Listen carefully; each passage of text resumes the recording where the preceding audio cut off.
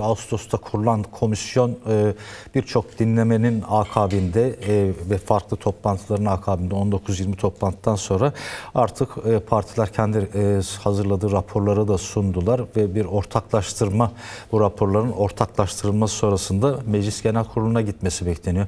Bundan sonra yani geçenlerde de bir sohbette bunu konuşurken yani dinlemeler de oradaki pasif de gözükse sonuçta belirli bir çalışmaydı. Ama gözle görülür, elle tutulur, somut adımların atıldığı bir çalışma olmaktan öte bunun için ön hazırlıktı. Bundan sonra gözle görülür, somut, elle tutulur adımlar atılması bekleniyor. Geçiş dönemi hukukunun gerekliliklerinden birisi olarak entegrasyon yasaları, özgürlük yasalarının çıkması bekleniyor. Nasıl değerlendiriyorsun bu önümüzdeki süreci, yani bu hafta, önümüzdeki haftaki süreçlerde mecliste oluşacak atmosferi ve atılacak adımlara dair biraz sohbet edelim, tartışalım istedim. Sözü sana vereyim İsmet Eval. Saatin tabii komisyon artık çalışmalarını sonlandırdı. Yani bugün itibariyle bütün partiler komisyona hazırladıkları raporu sundular. Komisyon başkanlığı bu raporlardan ortak bir belge çıkararak bu belgeyi meclise sunacak.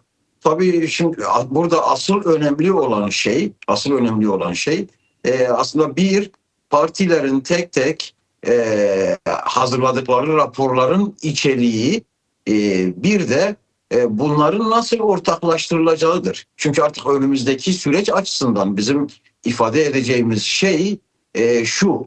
Yani yeni bir inşa ve dönüşüm süreci Türkiye'yi bekliyor.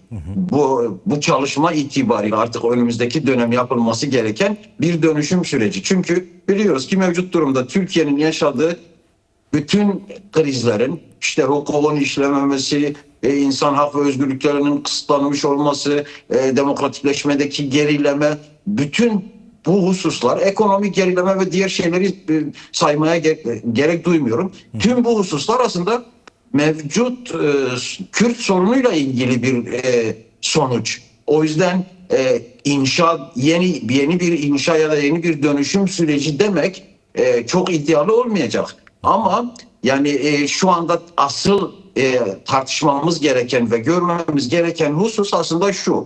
Bir, hala AK Parti, yine komisyondaki diğer bazı partiler mevcut gidişatı sadece belli dar bir çerçevede ele almaya yönelik bir tutum içerisindeler.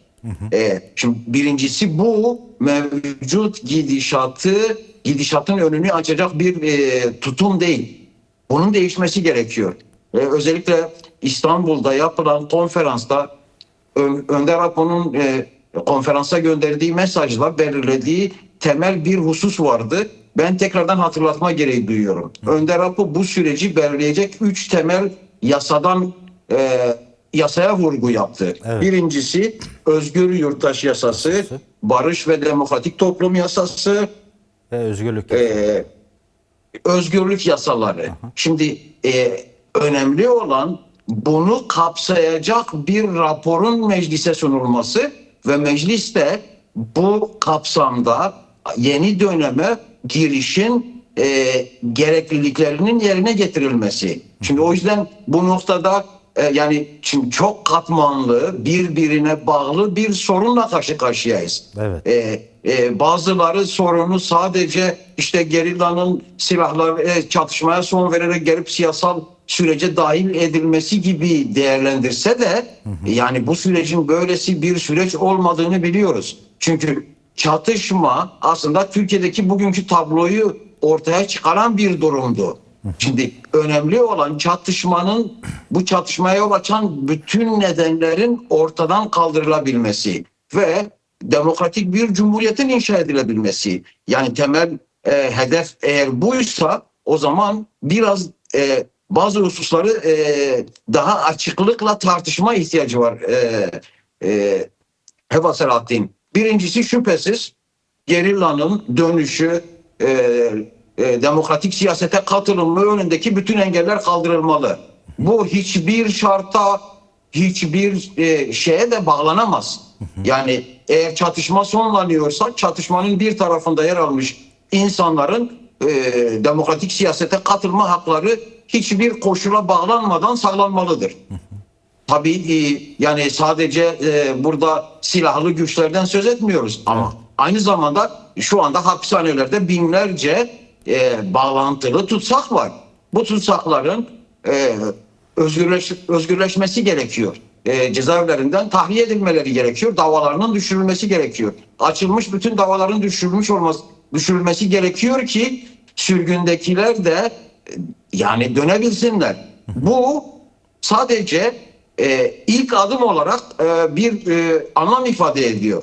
Ama yani şimdi bu insanların çatışmaya katılmasına yol açan, tutuklanmasına, tutsak edilmesine yol açan, sürgüne gitmelerine yol açan yasaların da değişmesi gerekiyor.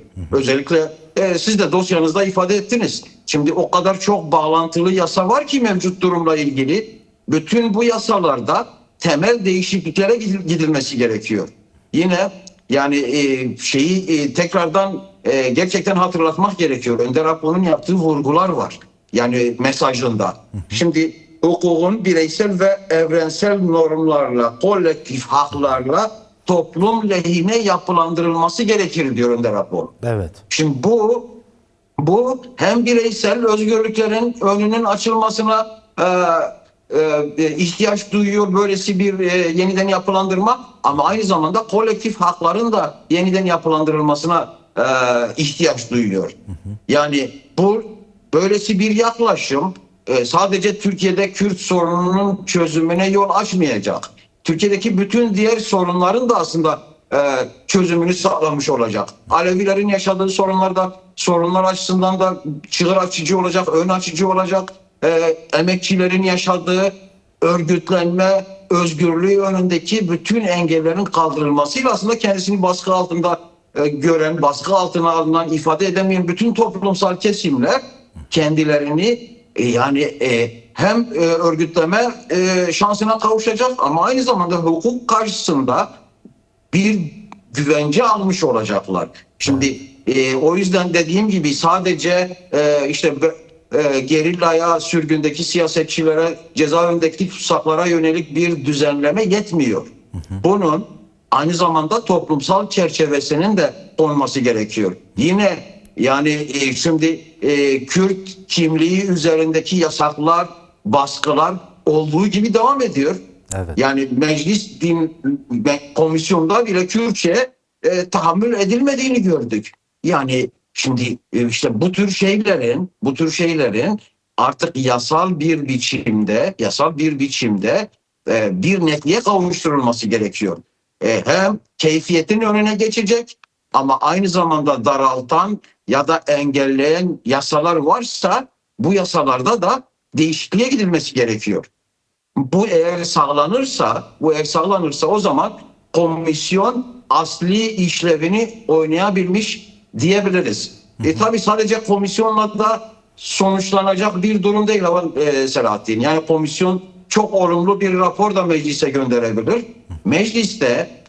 Mecliste ki partilerin bu noktadaki tutumu ve yaklaşımı büyük önem kazanıyor. Biz asıl mecliste yani sunulan raporlar belli bir çerçeve rapora dönüştükten sonra mecliste partilerin yaklaşımlarını daha net bir biçimde göreceğiz. HDP sunduğu raporun belli bir şeyini paylaştı ama diğer partilerin sundukları raporun içeriğini henüz bilmiyoruz. Hakim değiliz. Sadece başlıkları biliyoruz. Yani belli meclise başlıkları sunulduğunda biliyoruz. biz doğru ayrıntılarına hakim olabileceğiz. Ama önemli tabii ve dediğim gibi işte yani süreci desteklediklerini yani sürecin mevcut durumda iktidar tarafındaki partileri AKP ve MHP'dir. CHP de bu sürecin olumlu sonuçlanması için elinden gelen çabayı göstereceğini söylüyor. Yine komisyonda yer alan ana yol grubu da benzer bir tutum ifade ediyor en azından sözlü bile olsa. Şimdi ama dediğim gibi önemli olan komisyonun raporunda dar gelen bazı yerler varsa, yanlış bazı şeyler varsa bile mecliste bunun düzeltilmesinin imkanı var. Evet. Şimdi o zaman bu yüzden önemli olan aslında önümüzdeki aşama, yani meclise gönderildikten sonra mecliste ortaya çıkacak tutumdur diyebiliriz. Çünkü sonuç itibariyle komisyonun raporu sadece bir tavsiye niteliğinde rapor olarak meclise gidecek. Evet. Belirleyici olan, dediğim gibi, samimiyeti, yani aslında yani demokratik bir Türkiye isteyenlerin samimiyetini biz bu çerçeve rapor meclise sunulduğunda oradaki tartışmalar sonucunda, yaklaşımlar sonucunda çok daha iyi görebileceğiz diye düşünüyorum. Peki bu tavsiye niteliğinde gönderecek, meclis genel kuruluna gidecek ama sonuç itibariyle bu komisyonda bulunan partiler, eğer parlamento profiline bakılırsa, genel olarak hakim ve büyük bir çoğunluğu temsil eden, bir iki şeyi saymazsak, bu tavsiye içerikli de olsa meclisin ortak tutum sergilemesi ve ortak bir kararla hızlı bir şekilde adım atması, bu sürecin önündeki yol temizliği diyelim, yol temizliği amacıyla adımların bir an önce atılması konusunda da ısrarlı bir tutum sergilenmesi gerekmez mi? Yani mevcut norm dışı devlet uygulamalarından kaynaklı hukukun keyfi bir şekilde uygulanması, örneğin infaz yakmaların sebeplerini biliyoruz. Kürtçe eğitim aldığı için 30 yıldır içeride tutsak edilmiş bir tutsağın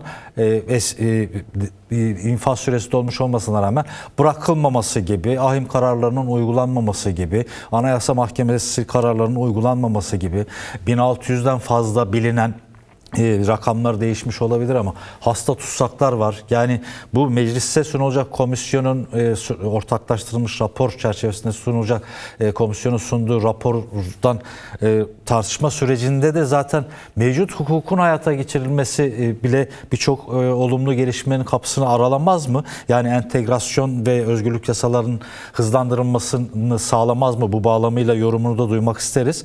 Bir 4 dakika kadar daha konuşabiliriz. Doğru o Selahattin. Yani komisyon aslında meclisin bir yansıması.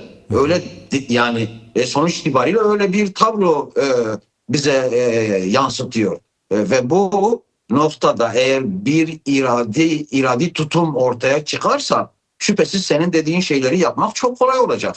Yani bu mevcut yasaların hızlıca meclisten geçirilmesi imkan dahilinde şüphesiz. Eğer bir irade ortaya konursa. Ama hala yani bazı yaklaşımlar işin aslında çok fazla ümitvari bir durum da ortaya koymuyor. Yani söylemle pratik bazen farklılaşabiliyor.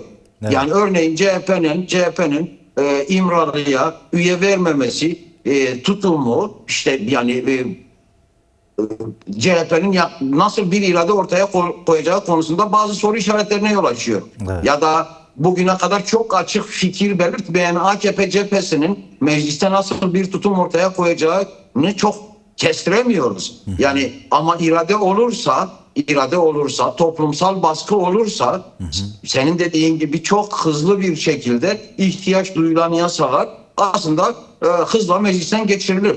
Evet. Bunun önünde herhangi bir engel yok. Önemli olan soru şu. Yani gerçekten meclisteki tartışmalarda şu sorunun cevabını alacağız. Yani demokratik bir Türkiye, eşit özgür yurttaşlık kavramına uygun bir Türkiye, demokratik ulus kavramına uygun bir Türkiye kim istiyor, kim istemiyor? Meclisteki tutumlardan biz çok daha net bir biçimde göreceğiz. Evet. Şimdiye kadar yani en milliyetçisinden muhafazakarına işte birçok kesim aslında bu noktada bir irade gösterebileceğinin de işaretlerini verdi. Bu biraz umut veriyor. Ama sonuç itibariyle dediğim gibi sonuçta çok net bir iradi beyan yapılmadığı sürece, çünkü komisyon üyeleri bazen kendi bireysel düşüncelerini de paylaşabiliyorlardı. Onların ifade ettiği sözler tüm bir partiyi bağlamıyordu. Selahattin. Evet. Bu açıdan önemli. Yani meclisteki görüşmeler bu anlamıyla önem kazanıyor ve Türkiye'nin geleceğine yönelik artık bir irade beyanı herkes yapmak zorunda. Bunu AKP'si de yapmak zorunda, MHP'si de, CHP'si de, diğer partiler de yapmak zorunda. Kürt tarafı iradi beyanını çok net bir biçimde ortaya koydu. Yani Önder Apo'nun yeni paradigmasını sahiplendi. Sürecin gereklilikleri neyse Adım da attı. Tüm boyutlarıyla ona uydu, süreci bu noktaya getirdi. Bundan sonraki süreç artık Türkiye cephesinde, Evet. devlet cephesinde ve dediğim gibi şu andan çok bir şey söylemek mümkün değil ama ihtiyatlı bir iyimserlik durumu da söz konusu diyebilirim.